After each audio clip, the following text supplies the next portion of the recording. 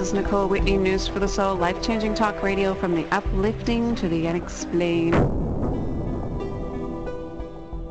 That unresolved fear in my father had come down to this little boy who also carried those fears with him. So we're the product of many generations of insecurities and so on. So you actually, what I hear you saying is you actually processed through on an emotional issue and finished with that particular issue. On. Yeah, and I went through a myriad of experiences. I mean, in the course of 4 hours, 20, 30, 40 things may come up from your life, you know? So it was like therapy in a cup. It's therapy. Yeah. I mean, that's pretty interesting. It's therapy in a cup. So what I was trying to understand, though, I mean, it was specific things, about real issues in your life. It wasn't like this abstract acid trip. Oh, no. I mean, for example, I have a friend who injured her hip dancing. And in the ayahuasca journey, these beings came and literally repaired her hip. Physically? Yeah, physically. Like, she never had the hip problem ever again. If you consider that there is a possibility that the brain of humans is common knowledge that humans use a very small percentage of their brain. Some of us smaller than others. Radio from the uplifting to the unexplained, and our next guest, you've heard of him undoubtedly, Conversations with God. Author and visionary behind the Humanities Team, Neale Donald Walsh, is here with us talking about the Humanities Team. Let's bring him on. Welcome back to News for the Soul, Neale Donald Walsh.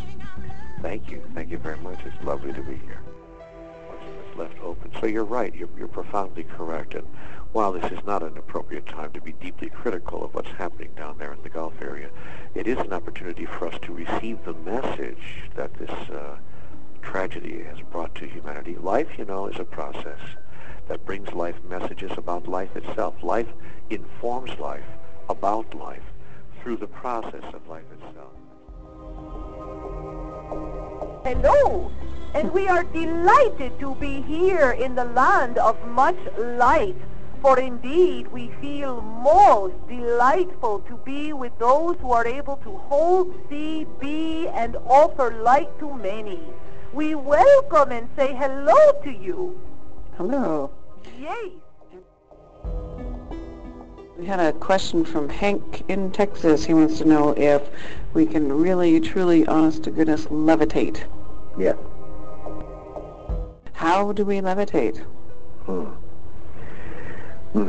By realizing that the air that you perceive is an illusion. It's not air. It can be just as much earth as anything else. In other words, create it for what it is. See it for the solid that you perceive it to be. Change your perception of it. And then simply move up. 19 individuals throughout the planet that are actually, at this moment, levitating. That means that we can do anything. Yes. You've walked on fire. Mm-hmm. So why can't you walk on air? What's to stop you? See, it's the mind that's stopping us. Exactly. Your mind. Start taking over your mind. Start commanding your mind, and you'll find that your existence will change. So you say we can walk on water? Yes.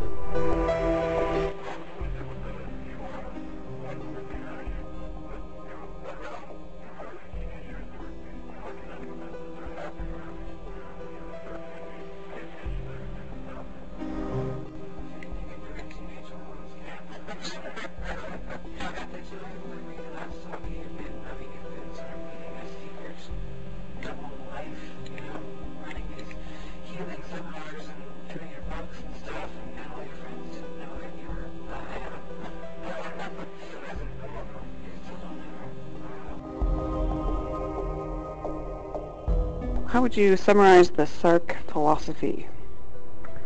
The Sark philosophy is... That's a great question. It's about being who you actually are instead of who you idealize that you would be, or it's about being creatively alive and all that that means, and investigating your dark places. And as I always remind people, you can use a flashlight.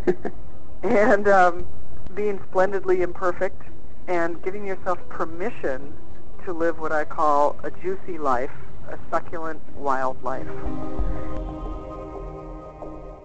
And everyone gets a unique name, and I feel into that. I use my intuition to draw upon a name which suits that person. Most people in that room later had said it was like you were seeing into them. So how did you perfect that skill? Boy, when you do a lot of work on yourself, and I've been involved in studying with great teachers and masters since I've been a kid, when you learn more about every which way your own mind and ego and your own shells work, and then when you've helped facilitate people, which I've done now for over 20 years, then just your intuition with people develops. And you've seen me work, Nicole. I really love people, and I think you can learn all the techniques in the world, but unless you love someone, you're not really going to get to the truth of them.